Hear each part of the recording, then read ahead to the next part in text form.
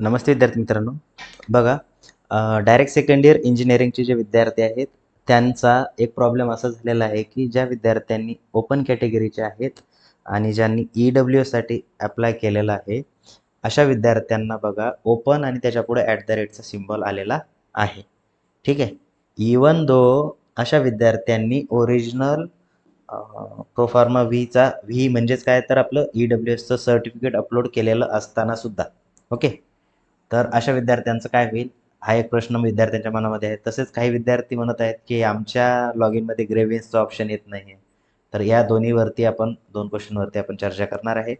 सगळ्यात अगोदर बघा विद्यार्थी मित्रांनो, ज्या विद्यार्थ्यांचं EWS सर्टिफिकेट आहे, आता सपोज ज्या विद्यार्थ्याच्या ॲक्नॉलेजमेंटवरती इथं EWSला येस केलेलं आहे, plus proforma V economical weaker section certificate issued हे लिहिलेलं जर असेल, तर अशा विद्यार्थ्यांना जरी आलेलं असेल, तरी अशा विद्यार्थ्यांना घाबरून जायची गरज नाही आहे.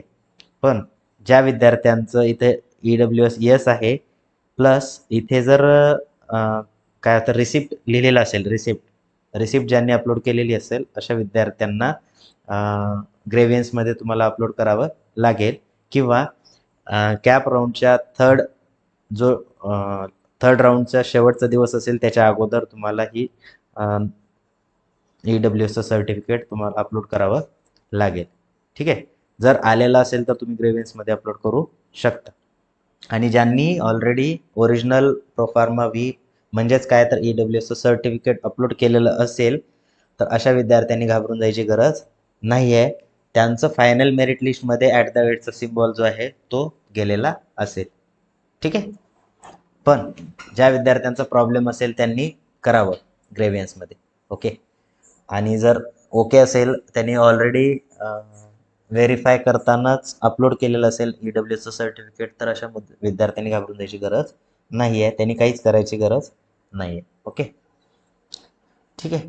आता बघा, पुढचा जो मुद्दा आहे तो असा आहे, की जे विद्यार्थी काय म्हणतो आपण, ज्या विद्यार्थ्यांच्या लॉगिनमध्ये ग्रेव्हियन्स हे ऑप्शन आलेलं नाही. आता कोणत्या विद्यार्थ्यांच्या लॉगिनमध्ये ग्रेव्हियन्स ऑप्शन आलेलं नाही? तर ज्या विद्यार्थ्यांनी फिजिकल स्क्रुटिनी केलेली आहे. म्हणजे काय तर कॉलेजवरती जाऊन डॉक्युमेंट फिजिकली व्हेरीफाय केलेले आहेत, अशा विद्यार्थ्यांना ग्रेव्हियन्सचा ऑप्शन येणार नाही.